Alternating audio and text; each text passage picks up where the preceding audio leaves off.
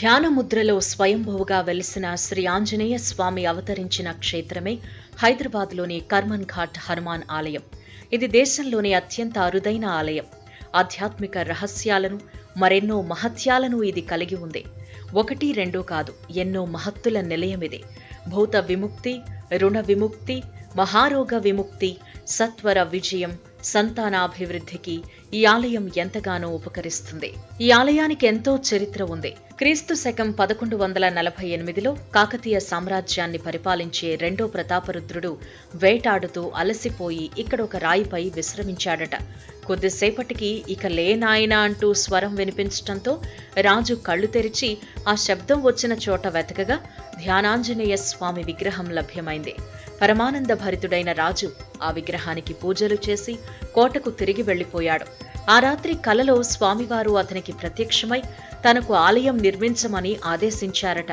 స్వామి అనుజ్ఞ ప్రకారం ఆలయాన్ని నిర్మించినట్టు చారిత్రక ఆధారాలు తెలుపుతున్నాయి.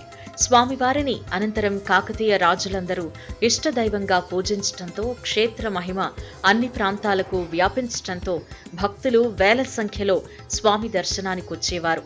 ఇలా ఇక్కడి స్వామి శక్తి అంతటా పాకింది. ఇక ఈ ప్రాంతానికి ఆ పేరెలా వచ్చిందో తెలిస్తే ఆశ్చర్యపోతాం.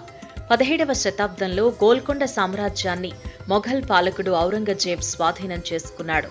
అతని సైన్యంలోని కొందరు ధ్యానాంజనేయ స్వామి ఆలయం వద్దకు చేరుకుని ఆలయాన్ని ధ్వంసం చేసేందుకు యత్నించారు. అయితే స్వామి దివ్య శక్తితో వారు విజయం సాధించలేకపోయారు.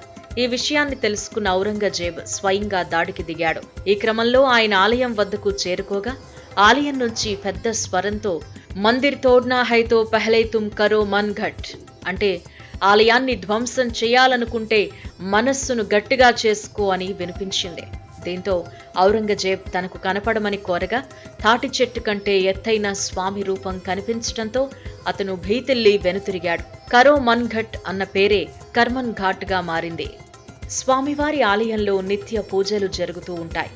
రోజూ వందలాది మంది భక్తులు స్వామివారి దర్శనం కోసం వస్తూ ఉంటారు. ఈ ఆలయ ప్రాంగణంలో పలు ఉపాలయాలను నిర్మించారు. ప్రశాంతమైన వాతావరణంలో ఉండే ఆలయంలో స్వామివారి మూల విరాట్ విగ్రహాన్ని దర్శించుకుంటే మనస్సుకి ప్రశాంతత చేకూరుతుంది. కొత్తగా కొనుగోలు చేసిన మోటార్ వాహనాలకు ఇక్కడ పూజ చేయించటం సంప్రదాయం. నిత్యం అనేక వాహనాలకు శకట పూజ జరుగుతుంది.